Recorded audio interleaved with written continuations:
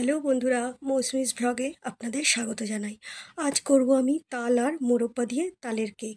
তার জন্য আমি প্রথমে কিছু কাঁচা তাল নিয়ে নিয়েছি। তালটাকে আমি প্রথমে গ্যাস ওভেনে বসিয়ে লো স্টিম দিয়ে 5 মিনিটের মতো জাল দিয়ে নিলাম। তারপর তালটাকে ঠান্ডা করার জন্য রেখে দিলাম। এবার আমি কেকটা তৈরি করার জন্য যে উপকরণগুলো নিয়েছি, প্রথমে নিয়েছি আমি 2 কাপ ময়দা। একটি চালুনির সাহায্যে ময়দাটা ভালো করে চেলে নিলাম যেন কোনো দানা না থাকে।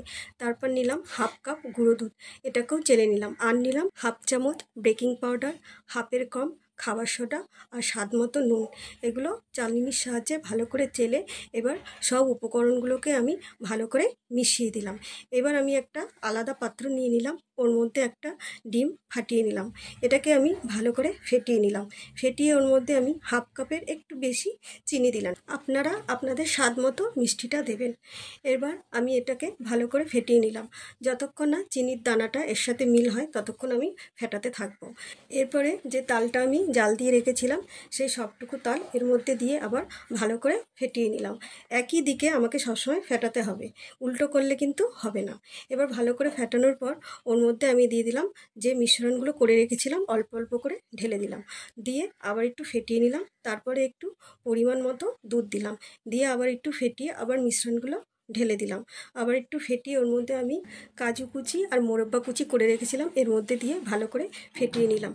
বন্ধুরা, আমি একটা কথা বলতে ভুলে গেছিলাম। যখন আমি চিনিটা মিশিয়েছিলাম তারপরেই আমি হাফ কাপ সাদা তেল দিয়েছিলাম, দিয়ে আমি ব্যাটারটাকে ভালো করে ফেটিয়েছিলাম। এবার একটা আলাদা পাত্র নিলাম, ওর মধ্যে সাদা তেল আমি ভালো করে লাগিয়ে নিলাম। আমি এখানে কাগজ দিইনি, আপনারা চাইলে এর মধ্যে কাগজও দিয়ে দিতে পারেন।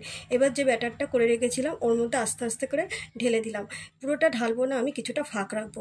রেখে এবার আস্তে আস্তে আমি এটাকে ঝাঁকিয়ে নিলাম যাতে আশেপাশে কোনো ফাঁক ফুক না থাকে। ঝাঁকানোর পর এরপর আমি ডেকোরেশন করার জন্যে কিছু মোরব্বা আর কিশমিশ অল্প ময়দা দিয়ে কোট করে রেখেছিলাম। এবার ওগুলোকে আমি একে একে সাজিয়ে দিলাম। আমি কড়াইটা আগে থেকে গ্যাস ওভেনে মিডিয়াম স্টিমে বসিয়ে রেখেছিলাম।